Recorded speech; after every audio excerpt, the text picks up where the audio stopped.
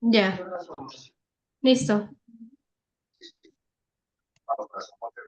Buenas tardes. El día de hoy vamos a hablar sobre el ecosistema que nos ha tocado, que es el bosque tropical del Pacífico, y el bosque que hemos elegido, el bosque interandino. Los integrantes del grupo son Pedro Godoy Mejía, Kelly Chumacero Rodrigo, Luis Enrique Torres Casqui y quienes habla Luciana Rajereda. En primer lugar, en objetivo hemos elegido a los bosques tropicales del Pacífico, ya que es un ecosistema de la región de la costa, es de Tumbes y tiene un clima subhúmedo, y esto nos ayuda para saber sobre la importancia de los ecosistemas, su relación con el medio ambiente a través de los cambios de clima y cómo es la temperatura del lugar. Le doy pase a mi compañero Luis. Datos generales del ecosistema del bosque tropical del Pacífico. El bosque tropical del Pacífico se caracteriza por tener una gran biodiversidad en flora y fauna. Esta misma presenta un clima húmedo en altas precipitaciones. Su flora posee árboles altos y frondosos.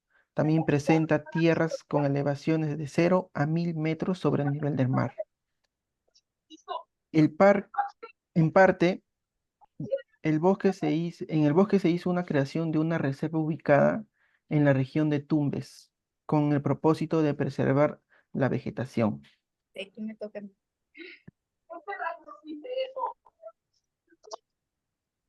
Tipo de ecosistema.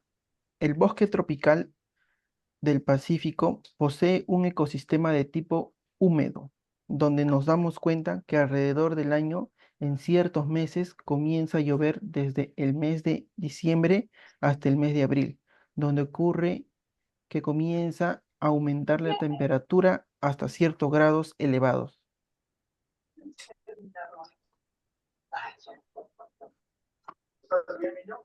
Factores abióticos. Altitud. Es metros sobre el nivel del mar. Tiene un clima lluvioso. Su relieve presenta colinas y montañas que se elevan hacia la vertiente occidental en la cordillera de los Andes. Sus suelos, principalmente aluviales y arcillosos. Sus ríos, principalmente el de Tumbes, que marca límite con el Pacífico. Productor son los árboles, los arbustos y los helechos. Flora. Es un bosque bastante denso, con especies espinosas. Incluye también orquídeas y bromelias. Algunos árboles pueden hasta llegar a medir los 50 metros de altura. Fauna. Tiene especies mamíferas, entre las que destacan las carnívoras son los pumas y el jaguar, entre otros. Es la única zona peruana costera donde existen primates como el cebos albifrons, que también es conocido como el mono blanco. Población ocupando aproximadamente 35,000 habitantes en las localidades de Caucho, Campo Verde y Figueroa.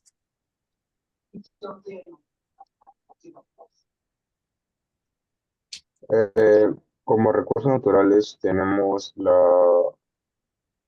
la flora, la fauna, los suelos, los pastizales, energía solar y energía renovable. Y en no renovable tenemos los minerales metálicos, los minerales no metálicos, combustibles fósiles, rocas y materiales de construcción, aguas subterráneas.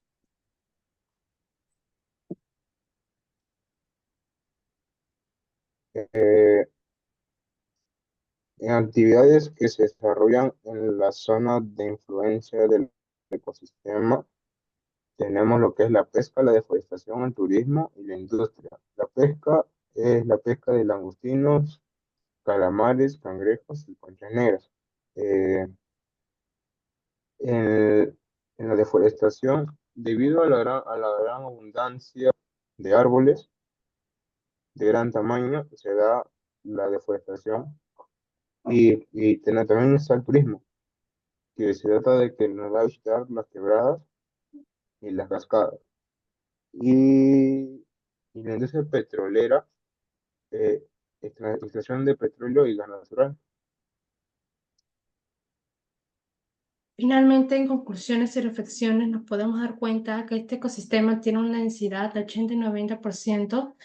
Es un tesoro ecológico que requiere de una gestión consciente para preservar la riqueza natural y su función vital en el equilibrio ambiental de los Andes. Como hemos visto, debemos de cuidar de una manera responsable y consciente de nuestros bosques. Aparte que la población debería contribuir en su preservación, difundir información sobre este ecosistema y su cuidado para poder colaborar con su recuperación de estos ecosistemas en nuestro país. Gracias.